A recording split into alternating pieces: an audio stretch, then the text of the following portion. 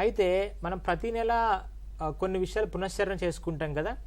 ECC day నిర్వహించేటప్పుడు గుర్తుపెట్టుకోవాల్సిన 5 విషయాలు ఏంటి మనం ప్రతి నెల మాట్లాడుకుంటూ ఉన్నాం. లాస్ట్ మంత్ కూడా మనం డిస్కస్ చేసాం.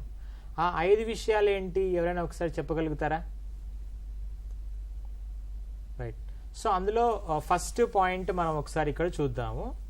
సో ఈసీసీ డేలో మనం స్టార్ట్ చేసేటప్పుడు స్టార్టింగ్ వచ్చిన పిల్లల పేరెంట్స్ని వెల్కమ్ చెప్పడంతో పాటు సో గడిచిన నెలలో మనం ఏదైతే హోంవర్క్ ఇచ్చామో అందులోని కృత్యాలు పిల్లల పేరెంట్స్ ఏవేవి పిల్లలతో ఇంటి వద్ద చేయగలిగారు, ఏ విషయాలు వాళ్ళు బాగా చేయగలిగారు అన్నది మనం తెలుసుకొని బాగా చేసిన వాళ్ళని మనం అభినందిస్తాము.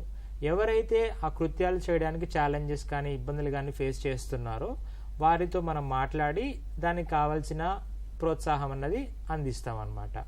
సో రెండవ విషయం ఏంటి అంటే పిల్లలు ఆ నెలలో ఏ ఏ విషయాలైతే నేర్చుకున్నారో అవి ఈసీసీ డే రోజు వాళ్ళు డెమాన్స్ట్రేషన్ చేయాలి. ఫస్ట్ థింగ్ వచ్చి వెల్కమ్ చేయాలి, లాస్ట్ మంత్ పునశ్చరణ చేయాలి. సో రెండవది పిల్లలు ఆ నెలలో నేర్చుకున్న కృత్యాలని డెమాన్స్ట్రేషన్ చేసేలాగా చూసుకోవాలి.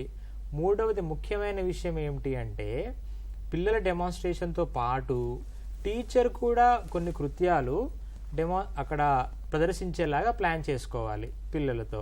అండ్ నాలుగవ ముఖ్యమైనది టీచరు పిల్లలు డెమాన్స్ట్రేషన్తో పాటు యాక్టివిటీస్లో ఇన్వాల్వ్ చేయడంతో పాటు ఈసీసీ డేకి వచ్చిన పిల్లల పేరెంట్స్ అవ్వచ్చు, కమ్యూనిటీ మెంబర్స్ అవ్వచ్చు, సో పిల్లల సంరక్షకులు అవ్వచ్చు, వారితో కూడా కొన్ని ప్లేఫుల్ యాక్టివిటీస్లో వాళ్ళని కూడా ఇన్వాల్వ్ చేసేలాగా ప్లాన్ చేసుకోవాలి.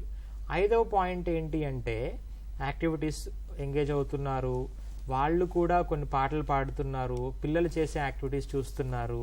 వీటితో పాటు ఒక ప్రీ స్కూల్ గురించి ఒక ముఖ్యమైన ఒక అంశం గురించి వారితో మనం డిస్కస్ చేయడం, దీని ద్వారా వారికి కూడా ఒక ప్రీ స్కూల్ యాక్టివిటీ గురించి, ప్రీ స్కూల్ ఇంపార్టెన్స్ గురించి తెలియడానికి అవకాశం అన్నది ఉందన్నమాట. ఈ 5 విషయాలు మనం ఈసీసీ డే నిర్వహిస్తున్నప్పుడు తప్పకుండా గుర్తుపెట్టుకోవాల్సిన విషయాలు.